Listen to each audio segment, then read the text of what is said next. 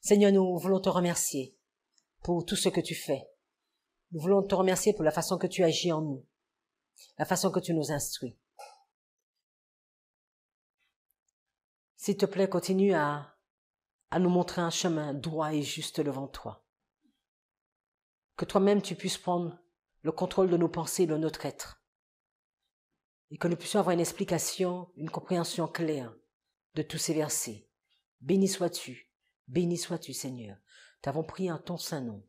Amen. Alors nous continuons notre deuxième partie de la vérité présente. Nous sommes toujours au verset 40, mais je vais vous inviter à prendre votre Bible avec moi et nous allons revenir un peu au verset 36. Donc nous sommes Daniel chapitre 11 et le verset 36. Dans le premier tableau que je vous ai présenté, dans la première étude, je vous ai montré bien que dans les derniers versets, il était question de la France et de Rome. Et il est important, donc pour les versets 36 à 39, il est important de comprendre pourquoi ceci a été posé. Nous connaissons tous les livres d'Uriah Smith, Daniel et Apocalypse, et lui, il avait une compréhension. Et c'est cette compréhension qu'on vous a mis dans le tableau. Il avait cette compréhension que le roi du verset 36, le roi fera selon sa volonté dans la King James, le roi c'était la France. Et pour lui, quand il arrivait au verset 40, il y avait 3 acteurs. Il y avait le roi du Nord, il y avait le roi du Sud et il y avait la France. Et nous allons essayer de comprendre pourquoi cette version ne peut pas tenir. Et comment comprendre que ce n'est pas un troisième acteur qui intervient, mais c'est une question d'une revanche. Il y a le roi du Sud qui va frapper contre lui. On va dire exemple, lui c'est le X, mais le X va faire sa revanche contre le roi du Sud. Et à ce moment-là, il n'est plus question de 3 acteurs comme Uriah Smith le disait et comme nous l'avons mis dans le tableau pour montrer la présence de la France. Et c'est pour cela qu'on disait on va montrer qui est le roi du Nord. Parce que nous comprenons, pour essayer de comprendre le verset 40, on doit faire une lecture chronologique ou analytique. Alors, si vous allez avec moi au verset 14, nous sommes toujours dans Daniel chapitre 11, le verset 14, nous avons dit, il s'élèvera contre le roi du Sud, les voleurs de ton peuple. Et on avait noté que c'était à ce moment-là que Rome, l'Empire romain arrivait, mais il n'arrivait pas en puissance mondiale. Il faisait une première intervention et au verset 15, on continuait encore avec le roi du Nord, mais du côté de la Grèce. Et au verset 16, il est dit, mais celui, donc je suis dans la King James, je lis Daniel 11, verset 16, mais celui qui vient contre lui, donc il y a un celui et il y a un lui, fera ce qu'il voudra et personne ne lui résistera. Alors c'est qui le celui? Donc le celui, on comprend que c'est l'Empire romain, c'est la Rome païenne. Celui qui viendra contre lui, le lui, c'est la Grèce. Et ici, nous pouvons comprendre, vous savez, en l'an moins 217, il va y avoir une bataille avec le roi d'Égypte, non, le roi de la Macédoine, plus précisément. Macédoine va frapper l'Empire romain, va frapper Rome païenne en moins 217 et Rome païenne va rétanquer dans les années moins 168 et va prendre la Macédoine et en prenant la Macédoine, il va continuer et cette Rome païenne va prendre Syrie en moins 60 en moins 65, je me trompe. Bon, je vais vous donner les dates plus tard. Il va prendre Syrie, il va prendre également le pays glorieux, la Palestine, et il va prendre également l'Égypte. Et c'est ce verset qui est expliqué ici, au verset 16. Mais celui qui viendra contre lui, donc Rome païenne, qui viendra contre lui, fera ce qu'il voudra, et personne ne lui résistera. et il se tiendra dans le pays glorieux, donc la Palestine, qui sera par sa main détruit. Et si nous prenons cette chronologie avec le celui, on va voir que c'est lui après au verset 17, puis il tournera sa face pour entrer dans la puissance, et c'est lui qui est question jusqu'au verset 39 et jusqu'au verset 40. Donc c'est l'Empire romain, la Rome païenne, le roi du Nord. Mais maintenant, donc là, c'est une explication si nous lisons le texte. Nous allons voir avec d'autres contextes, est-ce que la même chose peut être vérifiée? Donc donc là, on vous expliquait comment. Donc il y a deux explications parce que c'est important de comprendre que si vous allez avec l'explication de Uriah Smith, vous devriez mettre il n'y a pas de conflit entre Rome du Nord et Rome du Sud. Donc c'est plus un conflit entre roi du Nord et roi du Sud. Il y aura un conflit entre roi du Sud et France et entre roi du Nord et France. D'accord? Et certains, Uriah Smith avait raison, ou pouvait avoir raison pour dans la période. Mais nous comprenons qu'aujourd'hui, quand nous arrivons en 2021, nous devons arriver à voir l'histoire et à comprendre ce qui s'est passé dans l'histoire. Alors, si nous regardons la notion du roi du Nord, donc ce que je vous propose, c'est, on va faire comme le roi du Sud, on va regarder la description du roi du Nord, mais tenez bien à l'esprit que ce que je vous ai dit, c'est que le roi du Nord, c'était l'Empire romain, et on va voir, est-ce que réellement, avec la méthodologie, est-ce que vraiment, ça pourrait être l'Empire romain. Alors, c'est quoi le roi? C'est le roi du Nord, donc, comme le roi du Sud, le roi, c'est la Strong 04428 et le Nord, c'est 06826. Donc, roi, c'est toujours le responsable du royaume, Nord, septentrion, Aquillon, septentrional. Nous sommes à la diapo 108. Alors, il est important que quand nous parlons du roi du Nord, de comprendre tout le contexte du roi du Nord. Qui est le véritable roi du Nord? Qui veut être le roi du Nord? Et qui est le roi du Nord? Il faut répondre à toutes ces questions. Donc, qui est le véritable roi du Nord? Diapo 109, le psaume 48 va nous répondre. Psaume 48, le verset 1. Grand est le Seigneur et très digne d'être loué dans la cité de notre Dieu, dans la montagne de sa sainteté.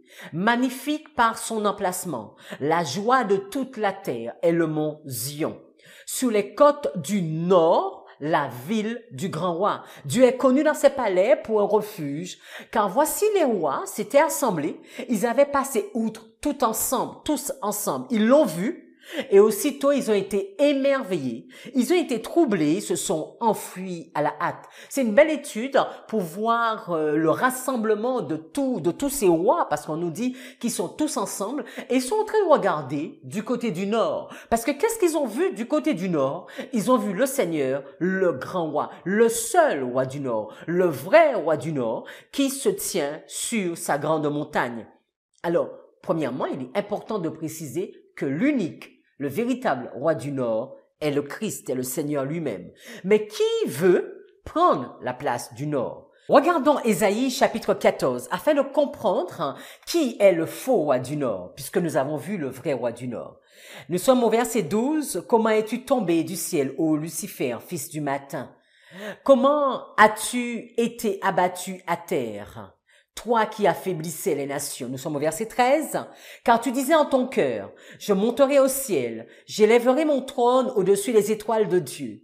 Je m'assiérai aussi sur le mont de la congrégation, sur les côtés du nord. Je monterai au-dessus des hauteurs des nuages, je serai semblable au Très-Haut. Cependant, tu seras abaissé jusqu'en enfer, au fond de la fosse. Si nous nous arrêtons ici, nous voyons tout de suite le contraste. Le vrai roi du Nord qui se tient du côté du Nord sur la montagne de l'Éternel, qui est Dieu, le Dieu de l'univers, qui se trouve sur la montagne de Sion. Et nous avons le faux roi du Nord, à la personne de Lucifer, le fils du matin, qui veut également s'asseoir au même endroit. Mais comment il va faire? Comment il fera pour sur terre s'asseoir à la place de Dieu et devenir ce roi du Nord? Donc nous voyons déjà ce contraste. Continuons. Regardons la première mention du roi du Nord. Nous avons vu dans l'étude précédente que Josué, quand il avait fait la répartition de Canaan, il avait noté le roi du Sud, d'accord, qui allait la partie sud qui allait jusqu'à la limite de l'Égypte. Lisons Josué chapitre 11, le verset 2. Nous sommes à la diapo 111. Et au roi qui était au nord, dans la montagne et dans les plaines, au sud de Kinnéroth. Donc, on voit qu'il y avait une partie nord, il y a une partie sud, par rapport à Canaan. Continuons. Mais comment la Bible décrit cette partie du nord? Nous allons voir que souvent, le mal vient du nord. C'est la diapo 112. Regardons Jérémie 4, les versets 6 et 7. Et Jérémie 1er et Jérémie 46, le verset 6 et 7. Élevez l'étendard vers Sion, retirez-vous, ne restez pas, car je vais faire venir du nord le mal, ainsi qu'une grande destruction. Donc on voit déjà que du nord va venir le mal. Le lion est monté de sa fourrure et le destructeur des gentils est en chemin.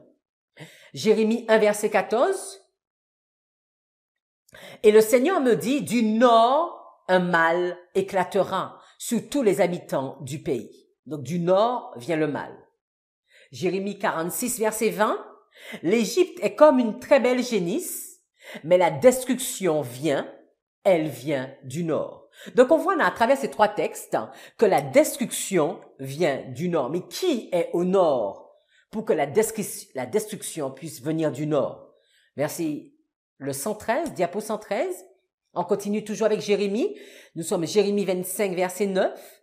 Voici j'enverrai et je prendrai toutes les familles du nord, donc où venait le mal, du nord, dit le Seigneur, et Nebuchadnezzar, le roi de Babylone, mon serviteur. Donc là maintenant, il nous est dit que Nebuchadnezzar vient du nord, vient de Babylone. C'est vrai que si on regarde, on a l'impression que Babylone, c'est beaucoup plus à l'est. D'accord? Mais quand Christ, lui, nous parle, il va nous dire que le mal vient du nord et que son serviteur, à la personne de Nebuchadnezzar, le roi de Babylone, vient du nord. Ézéchiel 26, verset 7. Car ainsi dit le Seigneur Dieu, nous sommes toujours sur la diapo 113, voici je vais faire venir du nord contre Tyr, Nebuchadnezzar, le roi de Babylone. Donc là, c'est vraiment explicite. Voici, je vais faire venir du nord Nebuchadnezzar, le roi de Babylone, un roi des rois avec des chevaux et des chariots. Donc, il y a le vrai roi du nord, Christ, le faux roi du nord, Lucifer, et Babylone, au temps des enfants d'Israël, le malheur allait venir du nord et Babylone était caractérisé comme le roi du nord. Alors maintenant, regardons les caractéristiques du roi du Nord. Alors, pour mieux comprendre les caractéristiques, nous allons devoir regarder les caractéristiques de Nebuchadnezzar ou du roi de Babylone. Donc Daniel 4, nous sommes à la diapo 114, Daniel 4, verset 29. Au bout de 12 mois, il se promenait dans le palais du royaume de Babylone, et le roi parla et dit, n'est-ce pas ici Babylone, la grande, que j'ai bâtie pour être la maison de mon royaume, par la puissance de ma force et pour l'honneur de ma majesté? Donc on voit l'orgueil également, un peu comme vous vous souvenez, l'orgueil de Pharaon, du roi d'Égypte. Donc ici, une des caractéristiques, donc la prétention même de Babylone. On continue? Daniel chapitre 5, verset 18. La diapo 115. Aux trois rois, le Très-Haut avait donné à Nebuchadnezzar. Alors c'est Daniel qui parle à Belchazzar et il va lui faire l'historique. Il va dire, il avait donné à Nebuchadnezzar, ton père, un royaume et la majesté, la gloire et l'honneur Verset 19. Et à cause de la majesté qu'il avait donnée, tous les peuples, nations et langues tremblaient devant lui et le craignaient. Il tuait qui il voulait. Il laissait la vie à qui il voulait.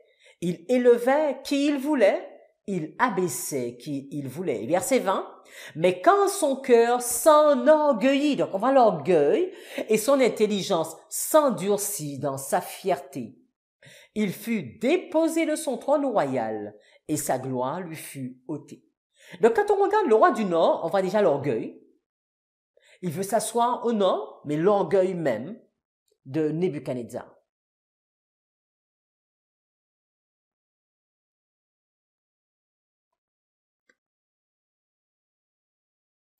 Alors, pour mieux comprendre le roi du Nord, on va quand même avancer sur le se heurta, parce qu'il y a ce verbe, au temps de la fin, le roi du Sud se heurtera contre le roi du Nord. Donc on va faire le se heurta et après on va revenir. Donc on fait, on avance pour faire un retour arrière. Permettez-moi de le faire ainsi. Alors si on regarde le se heurta, c'est la Strong 050-55, c'est frapper, renverser. Nous l'avons à la diapo 116, c'est pousser, frapper avec les cornes, souffleter, pousser, heurter, faire la guerre, lutter, combattre. La première mention du 050-55 se trouve dans Exode 21, verset 28. Cette strophe n'est pas trouvée beaucoup de fois dans la Bible. Et il est dit, si je me trompe, tu l'as trouvé 10 fois. Exode 21, verset 28, si un bœuf frappe de ses cornes un homme ou une femme et que la mort en soit à sa suite. Donc 50-55, c'est frapper parfois même dans le but de donner la mort. Daniel 8, verset 4, je vis le bélier qui frappait de ses cornes à l'Occident, au septentrion et au midi. Aucun animal ne pouvait lui résister et il n'y avait personne pour délivrer sa victime. Il faisait ce qu'il voulait et il devint puissant. Donc on voit cette notion de heurter, c'est vraiment frapper, lutter, combattre, blesser, qui est mis en évidence.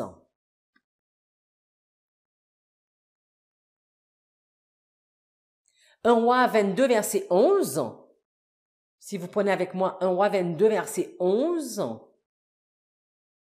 Il est dit que Zédéchia, le fils de Chénéana, se fit des cornes de fer et dit, ainsi dit le Seigneur, avec celle-ci, donc avec ces cornes, tu pousseras les Syriens jusqu'à ce que tu les aies détruits. Et le pousser là, c'est le 0,50-55, c'est le fait de combattre, de frapper, de lutter. Donc tu pousseras, donc on voit avec des cornes, tu pousseras les Syriens.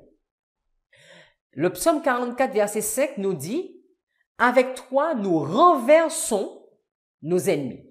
Toujours la Strong 0,50-55. Donc la Strong, le heurter, c'est vraiment combat, lutte, dispute, guerre. Donc on comprend maintenant qu'il y a une guerre entre le roi du Sud et le roi du Nord. Et le roi du Sud va venir et il va pousser, il va heurter, il va frapper le roi du Nord dans l'objectif de donner la mort.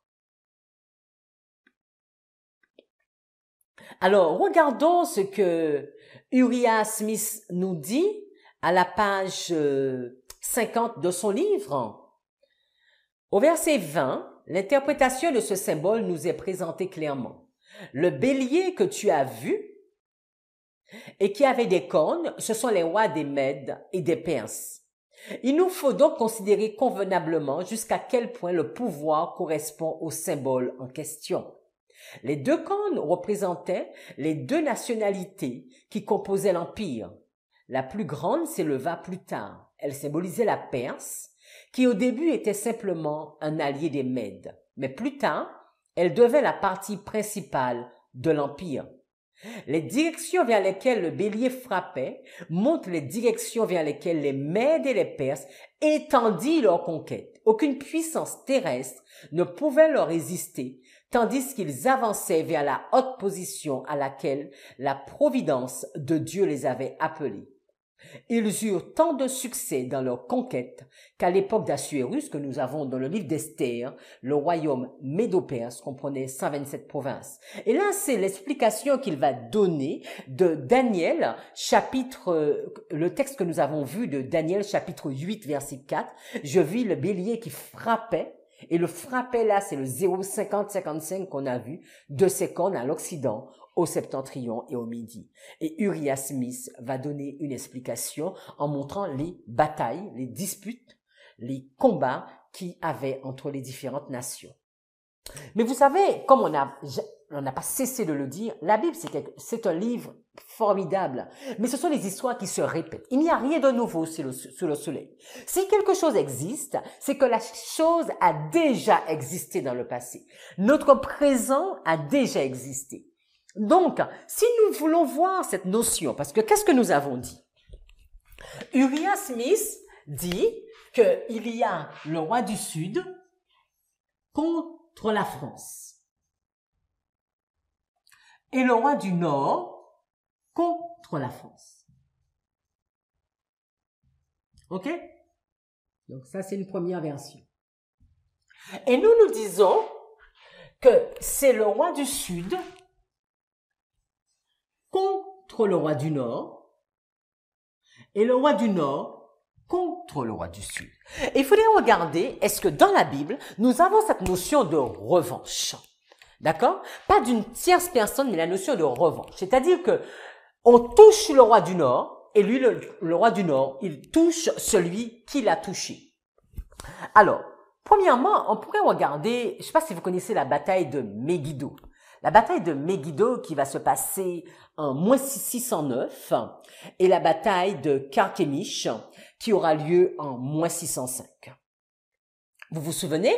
On avait regardé tout à l'heure la diapo 122 que je vous invite à prendre avec moi. Et dans la diapo 122, nous avons l'Égypte, nous avons Babylone, nous avons Megiddo. Donc Megiddo, vous le voyez à côté de Canaan. D'accord? Vous voyez Megiddo à côté de Canaan. Et vous voyez Carchemish à côté de Assyrie. Et qu'est-ce qui va se passer dans cette histoire certainement que vous connaissez? La bataille de Megiddo, c'est une bataille qui est racontée dans la Bible, qu'on le trouve dans 2 Chroniques. Et selon le récit, cette bataille aurait opposé l'armée égyptienne, donc l'Égypte, donc le roi du Sud, au pharaon Nécho, aux troupes du royaume de Juda, menées par Josias. Donc c'est une bataille qui est entre Nécho, le pharaon, d'accord, le roi du Sud, l'Égypte. Et en réalité, qu'est-ce qui se passe? C'est que les troupes égyptiennes, donc l'équipe du pharaon Nécho, il allait au secours de Assyrie. Donc vous voyez bien la carte? Donc on est en Égypte, il va porter, donc Nécho il part et il va porter secours à Assyrie parce que on lui a demandé de l'aide. Et pourquoi? Parce que Assyrie avait été envahie par les troupes babyloniennes. Donc on voit la notion de Égypte, roi du Sud, et Babylone, roi du Nord. Parce que qu'est-ce qu'on a vu? Dans l'étude, on a vu que l'Égypte,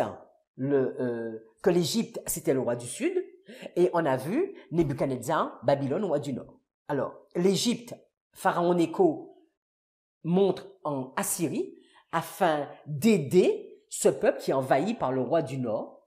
Et à l'époque, c'était Nabopolassar. Et qu'est-ce qui va se passer? Mais la troupe du pharaon va être bloquée au niveau de Megiddo par l'armée de Josias. Donc, je vous invite à lire cette histoire dans 2 Chroniques 35. Et c'est là que Josias va mourir. Et les Égyptiens vont remporter la bataille et Josias est tué par un archer. Vous pouvez également le trouver sur Internet, dans Wikipédia. D'accord? Et l'armée va continuer vers le nord pour rejoindre l'armée d'Assyrie. Donc, l'armée égyptienne va continuer. Cependant, l'Égypte ne peut empêcher la victoire babylonienne à la bataille de Carchemish. Donc, qu'est-ce qu'il va avoir? Ici, le roi du Sud, il ira vers le roi du Nord. Donc là, ça c'est Megiddo. Et ici, il y aura la bataille de Carchemish. Si je ne me trompe pas, ça s'écrit comme ça. Et excusez-moi déjà si j'ai fait une faute.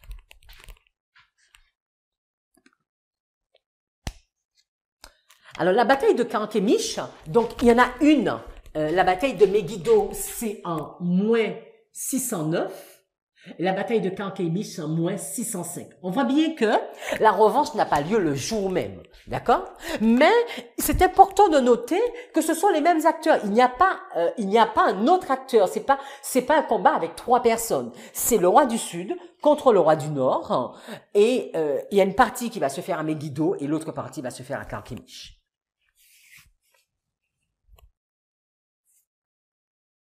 Donc là, ça c'est déjà une histoire de se rendre compte que c'est une lutte entre Megiddo et Carchemish. Si nous allons à la diapo 123, la Bible nous en parle de cette bataille de Carchemish. Jérémie 46, verset 1. La parole de l'Éternel qui vint à Jérémie, le prophète, contre les nations, à l'égard de l'Égypte, contre l'armée de Pharaon Nécho. Donc ça dépend de comment le nom est dit, roi d'Égypte, qui était près du fleuve Euphrate à Carchemish, laquelle Nebuchadnezzar, roi de Babylone, bâtit en la 4e année de Jéhoiakim, fils de Josias, roi de Juda. Donc on trouve cette histoire. Dans 2 Rois 24, verset 7, il est dit, « Et le roi d'Égypte ne sortit plus de son pays, car le roi de Babylone avait pris tout ce qui était au roi d'Égypte, depuis la rivière d'Égypte jusqu'à la rivière d'Euphrate. » C'est toujours cette même bataille. Si nous allons à la diapo 121, là c'est un autre texte qui en parlait également de cette bataille, que j'ai trouvé sur Internet. La bataille de Carchemish a lieu à Carchemish en moins 605 entre les armées égyptiennes et babyloniennes. D'accord? C'est la même chose que je vous dis. Égyptienne, roi du Sud, babylonienne, roi du Nord. Quand Ninive, la capitale assyrienne, est prise par les Mèdes et les Babyloniens en moins 612, ceux-ci déplacent leur capitale vers Haran. Cette dernière est capturée par les Mèdes et les Babyloniens en moins 610. L'Égypte, alors alliée des Assyriens, se porte à leur secours en moins 609, bataille de Megiddo, date à laquelle Assur-Ubali II, dernier roi assyrien, perd la vie en tentant vainement de reconquérir Haran. L'armée du pharaon égyptien Néchao, qu'on dit, ou bien Nico, ça dépend de la version, est retardée à la bataille de Megiddo par les troupes du roi Josias du royaume de Juda. Josias est tué et son armée défaite. Alors là, il faut savoir que c'est une très belle étude à faire au fur et à mesure qu'on va rentrer dans les détails, comprendre cette guerre qui est entre le roi du Nord, le roi du Sud et l'intervention du peuple de Dieu avec l'archer. Donc il y a beaucoup de symboles à voir dans cette étude, mais c'est pas l'objet d'aujourd'hui. Quelque temps plus tard, les Égyptiens sont de nouveau retardés, mais prennent finalement Carchemish en moins 609, non précisé, ils ont mis moins 609, mais en principe c'est Carchemish en moins 605. Lorsqu'en moins 605, ils rencontrent les armées babyloniennes dirigées par Nabuchodonosor II à Carchemish, les troupes égyptiennes et les restes des troupes assyriennes sont largement défaites. Donc l'Égypte perd, c'est-à-dire au début l'Égypte frappe le roi du Nord et le roi du Nord se rebelle et frappe le roi du Sud. Donc les dates varient un peu en fonction de la personne qui écrit, mais si on regarde par rapport à la Bible et par rapport au texte même, on peut comprendre que c'est beaucoup plus moins 609, moins 605. Ellen White va nous en parler et va nous dire, au XIIIe siècle fut fondée l'Inquisition, nous sommes à la diapo 125, le plus cruel des instruments de la papauté. Les chefs de la hiérarchie papale travaillaient avec la collaboration du prince des ténèbres.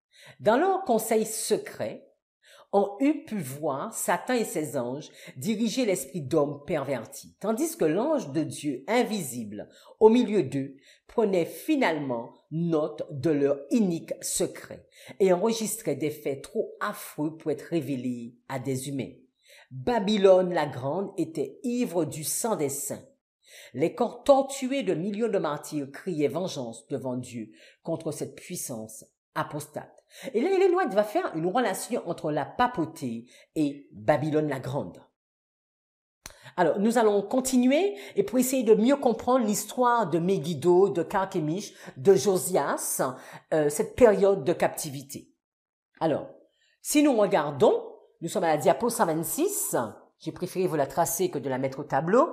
Alors, nous avons les 70 ans de captivité qu'on va dire avec Megiddo et Carchemish. Donc, en moins 609, et qui va se terminer avec Darius en moins 539, la diapo 126, la captivité. Donc, moins 609, moins 539, 70 ans de captivité babylonienne. Mais nous avons également cette captivité babylonienne avec Jéhoiakim, Daniel chapitre 1, qui part en captivité de moins 607 à Cyrus à 537, période de captivité, 70 ans. Et Ellen White va faire une comparaison avec la captivité des 70 ans et celle des 1260, donc je l'ai fait pareil, et on peut voir avec Israël moderne la captivité de 538 à 1798, la captivité papale, captivité par la papauté. Dans la diapo 127, il est dit, les premières années du règne de Joachim furent caractérisées par de nombreuses prophéties annonçant l'approche du châtiment. On l'avait déjà lu, on le relit encore, cette diapo. Les paroles de Dieu prononcées par les prophètes étaient sur le point de s'accomplir. Au nord, la puissance assyrienne, si longtemps souveraine, allait cesser de s'exercer sur les nations. Au sud, l'Égypte, en qui le roi de Juda plaçait vainement sa confiance, subirait bientôt un échec décisif. Une nouvelle puissance, l'empire babylonien, surgissait brusquement à l'est, éclipsant rapidement toutes les autres. Et donc, j'ai voulu vous mettre ceci. Alors, on sait que la Syrie est tombée en octobre 609, donc avant Jésus-Christ, en moins 609. Dans la même guerre, donc nous sommes à la diapo 128, dans la même guerre où Josias est mort. C'est ici que commencent les 70 ans pour la domination de Babylone. D'accord? Le moins 609, moins 539. 2 ans plus tard, donc moins 607, ils sont l'instrument de Dieu dans la captivité de Juda. Donc là maintenant, Babylone est utilisée pour la captivité de Juda, moins 607, moins 537. Et c'est pour cela qu'on pourrait voir plusieurs périodes de 70 ans de captivité. Il y en a une de moins 677 à moins 607, c'est celle de Manassé. Donc, après de moins 607 à moins 537, c'est celle qu'on dit avec Daniel, Jéhoiakim. Mais on a également moins 609, moins 539 avec l'histoire de Megiddo. Donc, cette période de 70 ans se termine lorsque Dieu punit Babylone en octobre de moins 539. Au total, il y a 4 périodes de 70 ans. D'accord?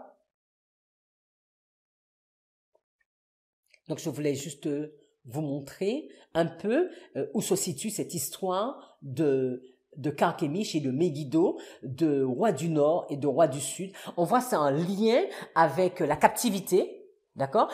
Comme on verra cette captivité avec l'Empire, avec la Rome papale pendant les 1260 années. Alors, il avait été dit Babylone la grande, vous vous souvenez, dans Daniel chapitre 4, verset 30, on peut relire, c'est la diapo 129, le roi a pris la parole, c'est Nebuchadnezzar qui parle, et qui dit, n'est-ce pas ici Babylone la grande que j'ai bâtie, comme résidence royale par la puissance de ma force et pour la gloire de ma magnificence. Et tout de suite, vous pouvez voir Nous sommes à Nebuchadnezzar, c'est le roi Nebuchadnezzar, nous sommes en Babylone, il parle de Babylone la Grande, ça fait écho avec Apocalypse, Babylone la Grande, Apocalypse 14, verset 8, et un second ange suivi en disant, elle est tombée, Babylone la Grande, qui a abreuvé toutes les nations du vin de la fureur de son impudicité. Donc nous comprenons, là il y avait la Babylone littérale, Babylone, au temps de Josias, au temps de Daniel, Babylone littérale, qui va tomber avec l'empire médo-perse, l'empire des Mèdes et des Perses. Et maintenant, nous sommes sur la Babylone spirituelle. Allons sur la diapo 130, Apocalypse 17, les versets 3 à 5. Il m'emporta en esprit dans le désert, et je vis une femme assise sur une bête de couleur écarlate, pleine de noms de blasphème, ayant 7 têtes et 10 cornes. La femme était vêtue de couleur pourpre et d'écarlate, et parée d'or, de pierres précieuses et de perles. Ayant dans sa main une coupe d'or pleine des abominations et de l'impureté de sa fornication. Et sous son front était écrit un nom, mystère, Babylone la Grande. Est-ce que vous voyez la même connotation qu'avec Nebuchadnezzar? Mystère, Babylone la Grande, la mère des prostituées et des abominations de la terre. Et si nous regardons l'expression Babylone la Grande, nous allons la trouver plusieurs fois dans la Bible. Je vous invite à la regarder. Apocalypse 18, verset 2, message du quatrième ange, second ange.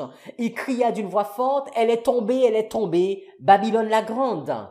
Apocalypse 18, verset 21, ainsi sera précipitée avec violence Babylone la grande ville, et elle ne sera plus trouvée. Babylone, la grande ville. On comprend tout de suite qu'il n'est pas question de Babylone, de l'empire babylonien sous Daniel. Et nous comprenons que c'est prophétique, c'est spirituel, et qui est représenté par la Babylone spirituelle. Allons dans un texte d'Ellen White, événement des derniers jours. La diapo 132. Le monde soi-disant chrétien sera le théâtre de décisions importantes. Des hommes investis d'une grande autorité imposeront des lois opprimant les consciences, à l'exemple de la papauté. Donc la papauté va donner des lois qui va opprimer les consciences. Et qu'est-ce qu'elle nous dit? Babylone fera boire à toutes les nations le vin de la fureur de son impudicité. Ellen White, la servante du Seigneur, nous fait le rapprochement entre la papauté et Babylone la Grande. Il est dit, c'est ainsi que se manifeste, à la fin du texte, le même pouvoir arbitraire et oppressif contre la liberté religieuse, la liberté d'adorer Dieu selon sa conscience, tel que la papauté l'a manifesté lorsque par le passé elle a persécuté ceux qui ont osé refuser de se conformer aux rites religieux et aux cérémonies du papisme. On continue? La 133, la femme du 17e chapitre, on a vu, Babylone la Grande de l'Apocalypse, appelée Babylone, est décrite comme vêtue de pourpre et d'écarlate et parée d'or, de pierres précieuses et de perles. Elle tenait dans sa main une coupe d'or remplie d'abominations et des impuretés de sa prostitution. Sur son front était écrit un nom, mystère, Babylone la Grande, la mère des impudiques. Donc nous l'avons vu. Le prophète poursuit, « Je vis cette femme ivre du sang des saints et du sang des témoins de Jésus. » Il est dit, de plus, que Babylone est une grande ville qui a la royauté sur les rois de la terre. Apocalypse 14. La puissance qui durant tant de siècles a exercé un règne despotique sur tous les monarques de la chrétienté, c'est Rome. Et nous pouvons voir Rome dans différentes phases. Quand nous regardons Daniel chapitre 11, les versets 16 à 31, on peut voir une phase de Rome, c'est la Rome païenne. Daniel, toujours le même chapitre, chapitre 11 à partir du verset 31 jusqu'au verset 39, une autre phase de Rome, la Rome papale. Et nous verrons, Daniel 11, 40 à 45, une autre phase de Rome, la Rome moderne. C'est toujours la Rome, c'est la Babylone, c'est la grande, c'est le roi du Nord. La pourpre et l'écarlate, l'or, les perles précieuses et les perles dont cette femme excusez-moi, dont cette femme est parée, rappelle d'une manière frappante la magnificence et la pompe plus que royale de la cour de Rome. En outre, aucun pouvoir humain n'a été ivre du sang des saints comme l'Église qui a si cruellement persécuté les disciples de Christ. Babylone est aussi accusée de relations illicites avec les rois de la terre. En s'éloignant de Dieu et en s'alliant avec les païens, l'Église juive était devenue une prostituée. Or, en recherchant l'appui des pouvoirs de la terre, Rome s'est rendue coupable du même péché et encourt la même inculpation. Donc, à travers ces différents textes, nous avons une information maintenant. Babylone, on pourrait dire, égale Rome. Égale l'Empire romain sous différentes phases. Alors, continuons et regardons un peu parce que là maintenant on a l'Égypte. Qu'est-ce qu'il est encore dit? Parce qu'on a vu la Babylone spirituelle. Qu'est-ce qu'on va voir du côté spirituel? Parce que là nous sommes en train de regarder, on n'a pas encore fait l'application. Hein. On a vu. Alors maintenant on regarde un peu. Apocalypse 11. Nous sommes à la diapo 134. Et je donnerai pouvoir à mes deux témoins, et ils prophétiseront durant 1260 jours, vêtus de sacs. Verset 7. Et quand ils auront terminé leur témoignage, la bête qui monte de la fosse sans fond leur fera la guerre, les vaincra et les tuera. Et au verset 8, et leurs cadavres seront étendus dans la rue de la grande ville, qui spirituellement est appelée Sodome et Égypte. On avait vu la Babylone spirituelle, maintenant on va voir l'Égypte spirituelle. Et maintenant, ça va nous permettre de comprendre l'application. La Babylone spirituelle, Ellen White nous a fait une application, c'est Rome. L'Égypte spirituelle. Donc nous devons prendre les caractéristiques de Sodome et de l'Égypte. On sait que l'Égypte, c'est le roi du Sud. Et là, il nous est dit qu'il est spirituellement Sodome et Égypte. Parce que nous savons que le littéral est en premier et le spirituel est en deuxième. Regardons Jude 1, verset 7. Donc, nous avons beaucoup parlé de Sodome, vous vous souvenez, quand on avait fait l'étude sur l'homosexualité. Donc, si vous suivez les études régulièrement, vous allez pouvoir vous retrouver. Donc, dans Jude 1, verset 7, qu'est-ce qu'il est dit? Comme Sodome et Gomorrhe et les villes voisines, s'étant abandonnées de la même manière à la fornication que celle-là, et étant allées à des péchés contre nature, ont été mises pour servir d'exemple, subissant la vengeance du feu éternel. Donc, je vous propose à la diapo 135 de regarder quelques définitions, mais vous pouvez en avoir d'autres de Wikipédia ou d'autres textes. Hein. La luxure. Alors, la luxure, c'est un terme qui désigne un penchant considéré comme immodéré pour la pratique des plaisirs sexuels ou pour une sexualité incontrôlée et sans vocation procréative. Donc là, c'est Wikipédia qui nous le donne pour la définition de la luxure. Nous avons sous le CNRTL la définition recherche dérégler des plaisirs sexuels, s'abandonner, s'adonner, se livrer à la luxure, péché capital consistant à rechercher les plaisirs de la chair, caractère luxurieux de quelque chose, de ce qui dénote une sensualité lascive, l'intensité du désir sexuel. Donc, un peu, c'est les caractéristiques de Sodome. Donc, on avait vu, vous vous souvenez, quand on avait regardé l'Égypte, on avait parlé d'athéisme, parce qu'on avait vu que Pharaon qui disait, moi, je ne connais pas Dieu. Alors, on va voir si ça peut coller. C'est quoi l'athéisme? C'est une doctrine qui nie l'existence de Dieu. Cette opposition, donc nous sommes à la diapo 136, hein, cette position philosophique ne se confond ni avec l'agnosticisme, qui est le refus de prendre parti dans des débats métaphysiques, ni avec le panthéisme, qui implique que Dieu puisse exister partout dans l'univers et se confondre avec lui. Donc là, c'est vraiment la doctrine qui nie l'existence de Dieu. Attitude de quelqu'un qui nie l'existence de Dieu est croyance religieuse, donc on va appeler de l'athéisme. Donc là, c'est la définition du Larousse. si on regarde la définition du CNRTL, c'est une doctrine ou attribut fondé sur la négation d'un Dieu personnel et vivant, refus des croyances religieuses par cécité de l'intelligence relativement à l'existence de Dieu. C'est une négation explicite de l'existence de Dieu, avec généralement instauration d'un humanisme sans religion.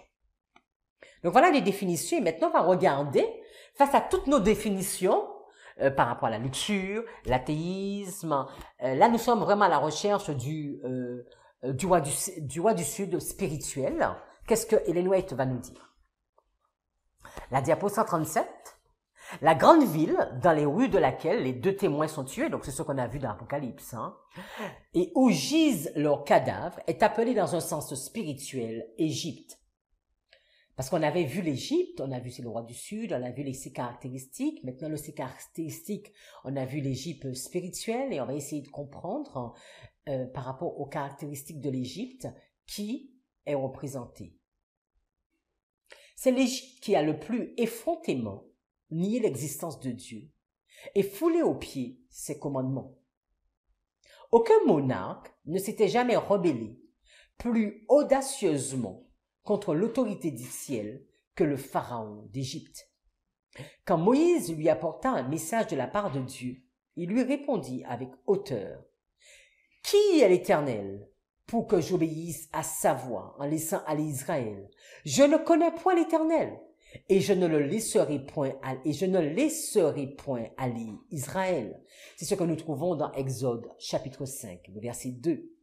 C'est l'athéisme, regardez bien ce qu'Ellen White dit, c'est l'athéisme et la nation représentée par l'Égypte ferait écho à un reniement analogue des prérogatives du Dieu vivant et manifestera un esprit d'incrédulité et de méfiance semblable. La grande ville est aussi appelée dans un sens spirituel Sodome.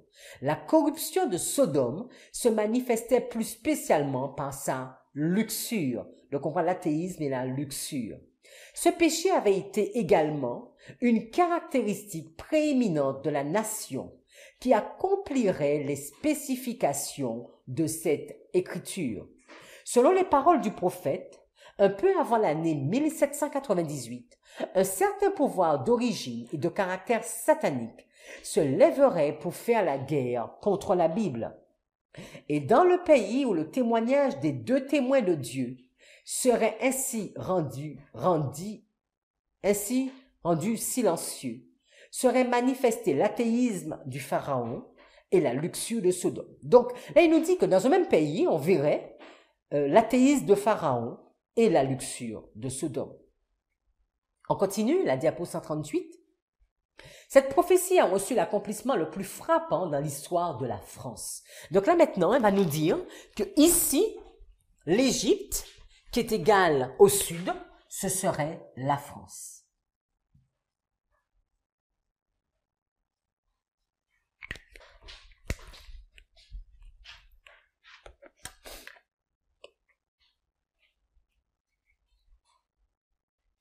Au cours de la Révolution de 1793, le monde vit pour la première fois une assemblée d'hommes nés et élevés en pays civilisés et s'arrogeant le droit de gouverner la nation la plus policée de l'Europe, élever leur voix unie pour renier la vérité la plus solennelle que l'âme humaine reçoit et renoncer unanimement à la croyance et à l'adoration de la déité. La France est la seule nation du monde avec les enregistrements authentiques qui ont survécu, qu'en tant que nation, elle a élevé sa main en une rébellion ouverte contre l'auteur de l'univers. Allons à la diapo 139. À la même époque, la France a également présenté les caractéristiques qui ont particulièrement distingué Sodome, le Sodome spirituel, encore la France. Au cours de la Révolution, on put constater un état d'abaissement moral et de corruption analogue à celui qui attira la destruction sur les villes de la plaine. Et l'historien présente ensemble l'athéisme et la luxure de la France comme données par la prophétie intimement connectées Avec ces lois affectant la religion se trouvait celle qui diminuait l'union du mariage. On continue. La diapo 140. Où leur Seigneur a été crucifié. Donc c'était pour les deux témoins, dit la prophétie. Ce détail prophétique s'était également réalisé. Aucun pays, au cours de son histoire, n'avait manifesté autant d'inimitié que la France contre Jésus-Christ, contre sa parole et contre ses vrais disciples. Par les persécutions qu'elle avait fait subir au cours des siècles, aux confesseurs de l'Évangile, elle avait réellement crucifié le Christ dans la personne de ses disciples. Encore un dernier texte pour valider que la France est vraiment ce roi du Sud, le roi du Sud spirituel, la diapo 141. Siècle après siècle, le sang des saints avait coulé à flot. Pendant que les Vaudois, dans les montagnes du Piémont, donnaient leur vie pour la parole de Dieu et le témoignage de Jésus, les Albigeois faisaient en France le même sacrifice et pour la même cause. Au jour de la Réforme, les Huguenots avaient également versé leur sang pour conserver ce qu'il y a de plus cher au cœur humain, la conscience. Et je vais juste faire une parenthèse pour dire que ces événements arrivent très rapidement sur nous. Qui sait si le rôle que la France a joué au début, il ne jouera pas ce même rôle. Nous savons qu'à la loi du dimanche, il y aura une grande phase de persécution. Et nous pouvons voir ce que nos prédécesseurs ont vécu en France. Traités en paria, ils avaient vu leur tête mise à prix, pourchassés comme des fauves. Ils avaient subi la mort après d'affreuses tortures. Le roi et les nobles, des femmes de haute naissance et de délicates jeunes filles s'étaient rassasiés du spectacle de l'agonie des martyrs de Jésus. Donc nous avons plusieurs textes où Ellen White nous explique que le roi du Sud, spirituellement, en 1798, était la France. Donc nous comprenons que quand nous sommes au temps de la fin, il y a une bataille entre le roi du Sud contre le roi du Nord. Et le roi du Sud, c'est la France. Et le roi du Nord, c'est la papauté.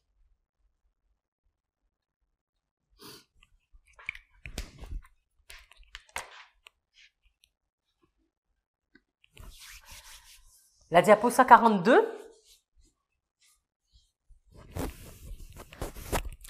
Louis-Alexandre Berthier, prince de Neuchâtel, et Valenquin, prince de Roigram, né le 20 novembre 1753 à Versailles, excusez-moi, est un général français, puis maréchal d'Empire. Et le 2 mars 1796, mais Berthier est nommé chef d'état-major de l'armée d'Italie sous les ordres de Napoléon Bonaparte. En 1797, il remet au Directoire le traité de Campo Formio en compagnie de Monge. Lorsque Bonaparte part pour le congrès de Rastatt, il doit accepter à contre-cœur le commandement de l'armée. Lui, Berthier.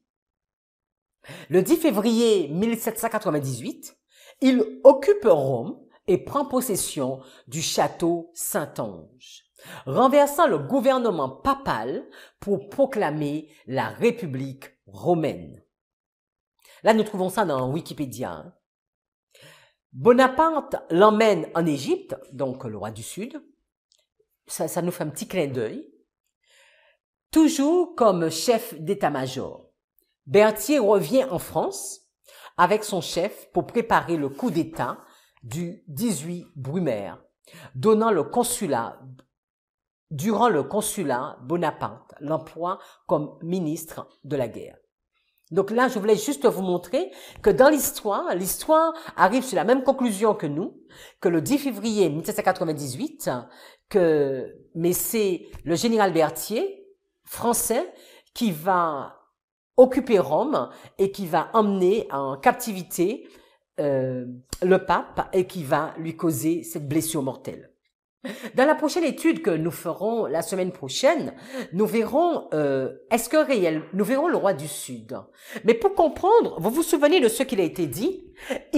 À Megiddo, le roi du Sud a attaqué le roi du Nord et le roi du Nord, à Carchemish, a attaqué le roi du Sud. Et ce que on voudrait voir, est-ce que ici la France, donc le roi du Sud attaque le roi du Nord, est-ce que le roi du Nord va attaquer le roi du Sud?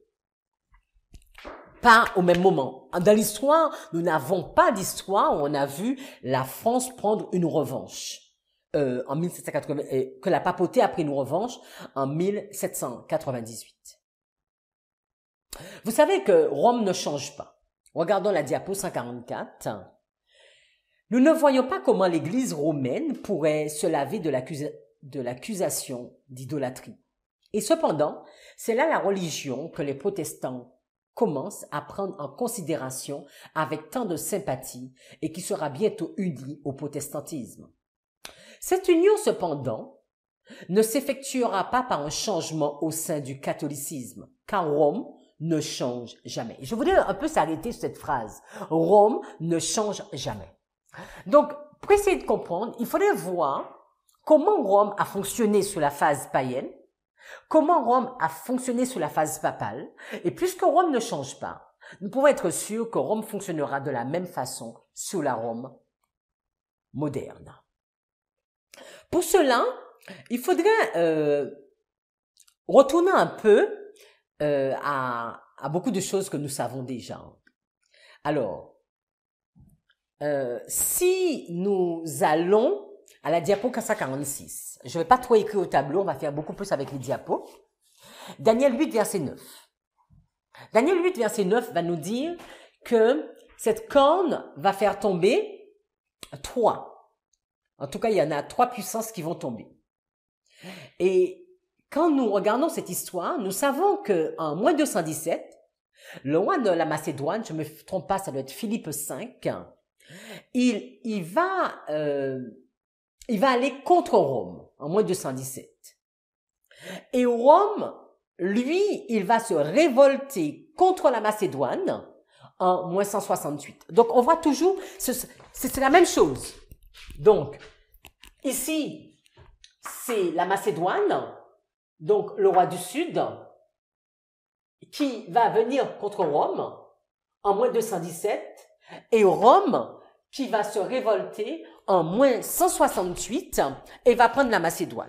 Et quand Rome va prendre la Macédoine, c'est un peu comme la boîte de Pandore qui va s'ouvrir, et ça va permettre à Rome d'avoir beaucoup plus de force, ou bien beaucoup plus de conviction, et il va prendre la Syrie, Daniel nous disait l'Est, donc qui appartenait à la Grèce, parce que du coup, la Macédoine appartenait à la Grèce. Donc il va prendre la Syrie et il va prendre l'Égypte, qui était également de la Grèce, et il va prendre également le pays glorieux. Donc là, c'est une première preuve que nous voyons que sous la Rome païenne, il y aura une revanche. Regardons sous la Rome papale. La Rome papale, si vous vous souvenez des histoires des trompettes, c'est comme un chiasme. Nous sommes à la diapo 148. La montée, comment la Rome papale va monter? Parce que celle que nous avons vue, la diapo 146, c'est comment la Rome païenne va monter. Et la Rome papale va monter également d'une façon particulière. Il y a d'abord les barbares qui vont frapper la Rome occidentale. En 395-410, ce sont les Goths.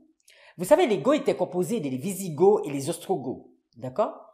Et donc, ils vont frapper, c'est la première trompette, ils vont frapper la Rome en 395-418 et 395-410. Et la Rome, en 553, va frapper les Ostrogoths. Donc, tu me frappes, je te frappe. Encore un autre témoin, les Vandales, le deuxième témoin, En 426-468, va frapper Rome, toujours la Rome occidentale. Et en 534, vous allez voir que Rome va frapper les Vandales. Tu me frappes, je te frappe.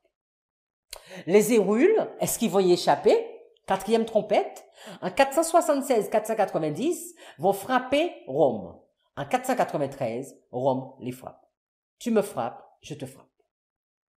Et voilà comment, et nous savons très bien que Rome va faire tomber encore 3 cônes, que nous connaissons les Hérules, les Vandales et les Ostrogoths, d'accord?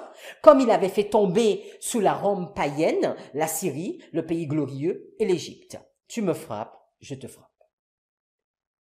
Donc on peut comprendre, puisque ça a été le cas pour la montée de la Rome païenne, tu me frappes, je te frappe, puisque ça a été le cas pour la montée de la Rome papale, tu me frappes, je te frappe, nous pouvons comprendre que pour la montée de la Rome moderne, ce sera la même chose. Tu me frappes, je te frappe.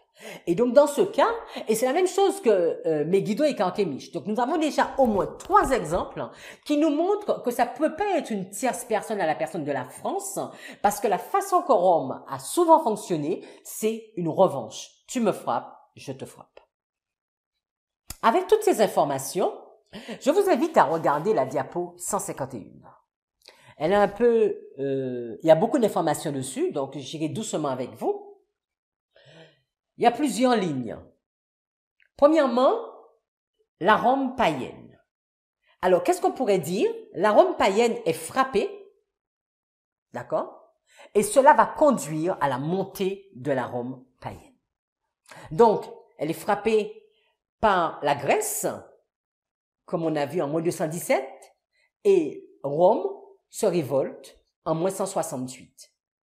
Il va faire tomber la Syrie en moins 65, le pays glorieux en moins 63 et l'Égypte en moins 30.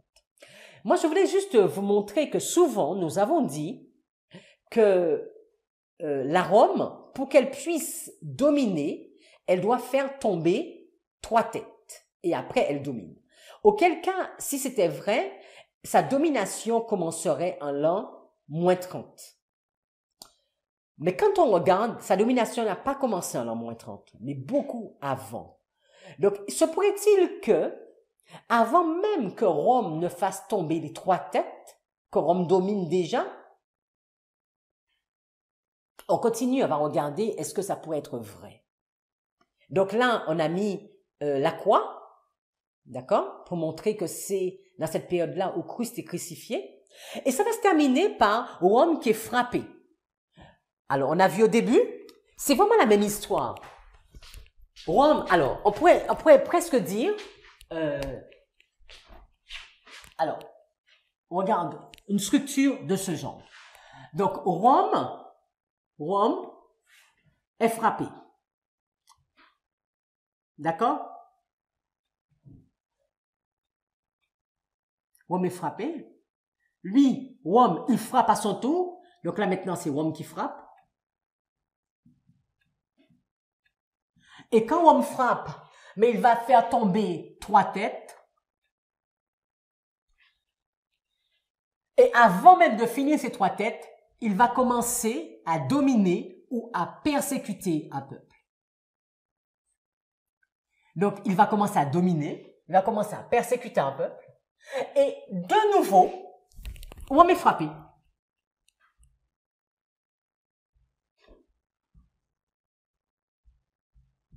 Donc, cette histoire se reprend ici. Et c'est ce qu'on montre dans le schéma.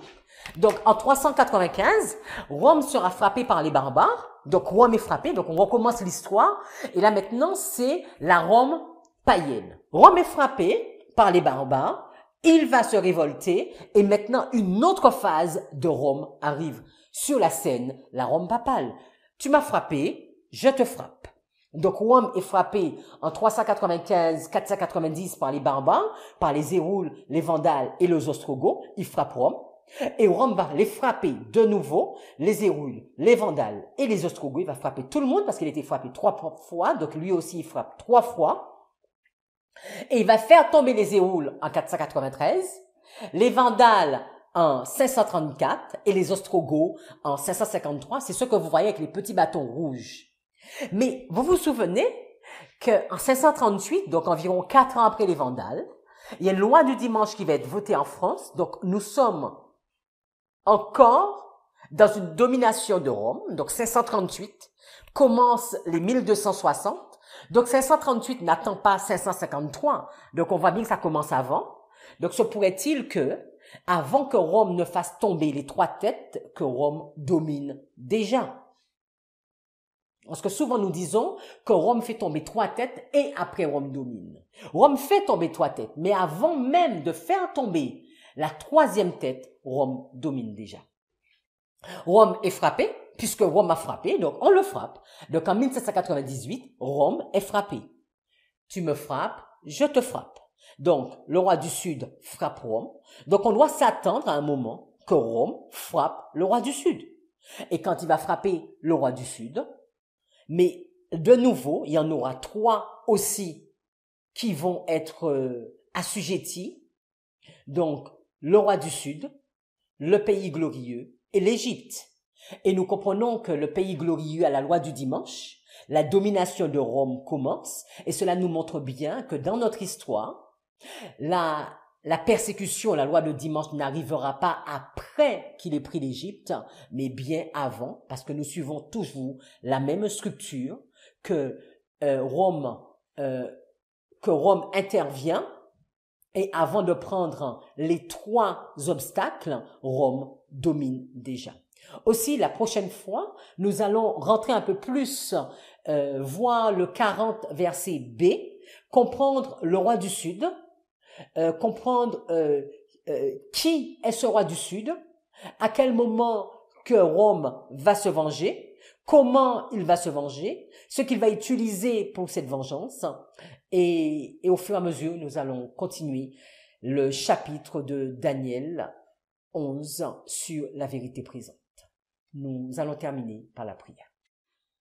Seigneur, nous voulons te remercier pour cette étude, et je voulais te demander une grâce particulière, de la rendre claire et fluide où cela n'a pas été de ma part, et de permettre qu'à chaque personne qui aura l'occasion d'étudier, de pouvoir s'arrêter sur des points, de pouvoir comprendre, mieux comprendre comment la vérité présente se dévoile sous nos yeux, que ce qui a été, c'est ce qui se passera, qu'il n'y a rien de nouveau sous le soleil.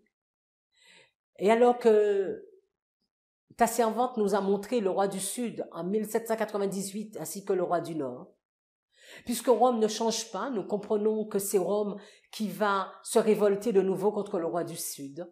Et puisses-tu vraiment nous expliquer dans les prochaines études qui est ce roi du Sud, ses différentes phases, afin de mieux comprendre son histoire, de mieux comprendre notre histoire, Seigneur, afin d'avoir une préparation intense, concrète et sérieuse. Béni sois-tu, t'avons prié en ton saint nom. Amen.